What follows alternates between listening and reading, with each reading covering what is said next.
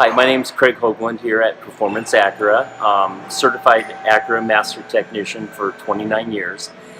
Talking about winter vehicle issues that we see that are most common in the colder weather is we see cars coming in with battery issues, either being low charge, just the battery's old. One of the things you can do is, before the winter hits, have your battery just checked on either routine service, or come in and just have it checked in the service drive and we can tell you the condition of your battery, or you could take it anywhere and do the same thing.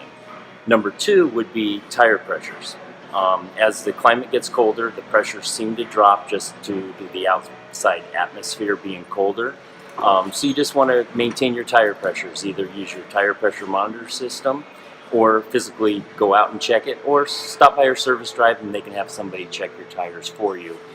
And then the third most common thing we see is windshield washer fluid.